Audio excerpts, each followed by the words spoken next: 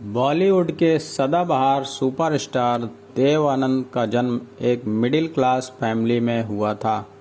उनका असली नाम धर्मदेव पिशोरीमल आनंद था, जिसे फिल्मों में एंट्री के दौरान उन्होंने बदलकर सिर्फ देव आनंद कर लिया। उन्होंने अंग्रेजी साहित्य में अपनी स्नातक की शिक्षा 1942 में लाहौर में पूरी की थी। देव आनंद आगे भी पढ़ना चाहते थे, लेकिन उनके पिता ने दो टूक शब्दों में कह दिया कि उनके पास उन्हें पढ़ाने के लिए पैसे नहीं हैं। अगर वो आगे पढ़ना चाहते हैं तो नौकरी कर लें।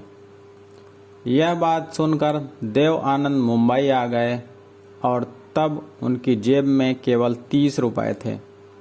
मुंबई में कुछ समय तक देव आनंद ने जैसे तैसे गुजारा किया और फिर उन्हें मिलिट्री सेंसर ऑफिस में क्लर्क की नौकरी मिल गई। इस नौकरी से उन्हें 165 रुपये सैलरी मिलती थी। 1 साल तक नौकरी करने के बाद देव आनंद अपने बड़े भाई चेतन आनंद के पास रहने लगे, जो भारतीय जन नाट्य संघ इप्टा के मेंबर थे। यहाँ देव आनंद अपने छोटे मोटे नाटकों में काम करने लगे। उन्हें अपना पहला ब्रेक 1946 में आई फिल्म हम एक हैं से मिला, जिसके बाद उन्होंने फिल्मों की दुनिया में पीछे मुड़कर नहीं देखा और आगे ही बढ़ते गए। एक दौर में तो उनकी पॉपुलैरिटी इस कदर बढ़ गई थी कि लड़कियां उन्हें देखकर बेहोश हो जाया करती थीं। देव आनंद फैशन आइकन माने जाते थे। खासकर उन्हें वाइट शर्ट और ब्लैक कोट में देखकर लड़कियां बेकाबू हो जाया करती थीं और आत्महत्या तक करने पर उतारू थीं। उनके इस लुक पर लड़कियां इस कदर फिदा हुईं कि देव आनंद के पब्लिक प्लेस पर काला कोट पहनने पर ही कोर्ट ने बैन लगा दिया। देव आनंद का सबसे चर्चित अफेयर सुरैया के साथ रहा। दोनों शादी करना चाहते थे, लेकिन सुरैया के परिवार वाले इस रिश्ते को नहीं माने और दोनों को अलग होना पड़ा। इसके बाद देव आनंद ने एक्ट्रेस कल्पना कार्तिक से शादी की। देव आनंद को हिंदी सिनेमा का लीजेंड कहा जाता है। वे सिर्फ एक अच्छे अभिनेता ही नहीं, बल्कि एक अच्छे फिल्म निर्माता और निर्देशक भी साबित हुए।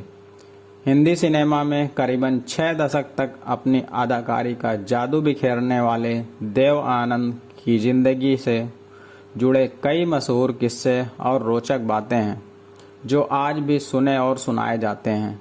तो आइए जानते हैं देव आनंद साहब की जिंदगी और फिल्मी करियर से जुड़े कुछ रोचक बातें।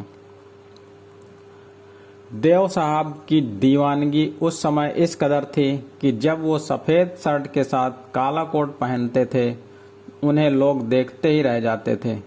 वहीं लड़कियां तो उनकी एक झलक पाने के लिए अपनी जान भी दांव पर लगा देती थीं। बताया जाता है कि उनकी एक झलक पाने के लिए लड़कियां अपनी छतों से तक कूद जाती थीं। देव आनंद की फिल्म काला पानी जैसे ही रिलीज हुई, तभी कोर्ट ने आदेश जारी कर दिया कि अब से देव आनंद काला कोट नहीं पहनेंगे, क्योंकि काले कोट में उन्हें देखकर लड़कियां अपना आपा खो बैठती हैं और छत से छलांग लगाने लगती थी। देव आनंद जब पंजाब से मुंबई आए तो उनके पास सिर्फ 30 रुपए ही थे, जो कुछ ही दिनों में खर्च हो गए। उन्होंने सोचा कि अगर मुंबई में रहना है तो नौकरी करनी ही पड़ेगी। यह बात उन्होंने अपनी ऑटोबायोग्राफी रोमांसिंग विद लाइफ में बताई है।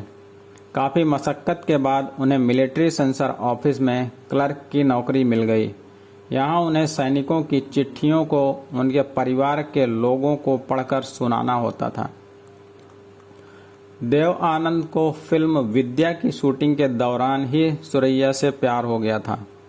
उनकी ऑटोबायोग्राफी में लिखा है कि वे एक्ट्रेस सुरैया से बहुत प्यार करते थे, लेकिन धर्म अलग होने की वजह से वो शादी नहीं कर पाए। इसी कारण सुरैया भी आजीवन कुंवारी ही रहीं। देव आनंद की शादी से जुड़ा एक बहुत मशहूर किस्सा है। उन्होंने साल 1954 में एक फिल्म की शूटिंग के दौरान लंच ब्रेक में ही अपनी को स्टार कल्पना कार्तिक से शादी कर ली थी। हालांकि उनका रिश्ता ज़्यादा लंबे समय तक नहीं चल पाया था। देव आनंद का एक्टिंग करने का अंदाज उन्हें बाकी सभी अभिनेताओं से अलग दिखाता था। एक सांस में लंबी डायलॉग डिलीवरी और एक तरफ झुककर चलने का उनका खास स्टाइल लोगों पर सालों तक जादू चलाता रहा। रोल कोई भी हो, देव आनंद का अंदाज कभी भी नहीं बदलता था।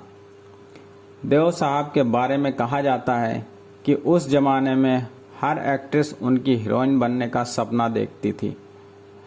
ऐसे में उन्हें डर भी रहता था कि देव की बहन का किरदार निभाने के बाद उन्हें उनके अपोजिट रोल नहीं मिलेगा, इसलिए उनकी बहन का किरदार निभाने के लिए कोई एक्ट्रेस तैयार नहीं होती थी। देव आनंद साहब राजनीतिक मुद्दों पर अपनी बेबाक राय रखने वाले लोगों में से थे। साल 1977 में देव आनंद ने अपनी ही एक नेशनल पार्टी बना ली थी।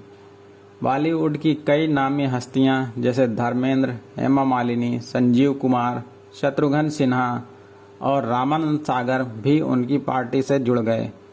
हालांकि उनकी ये राजनीतिक पार्टी ज़्यादा दिन नहीं चल पाई।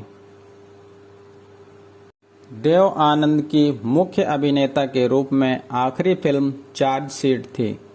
इस दौरान उनकी उम्र 88 साल हो चुकी थी। 4 दिसंबर 2011 को लंदन में हिंदी सिनेमा ने अपना सबसे कीमती तोहफा देव आनंद खो दिया। दोस्तों, सदाबहार हीरो देव आनंद से जुड़ी ये जानकारी आपको कैसी लगी?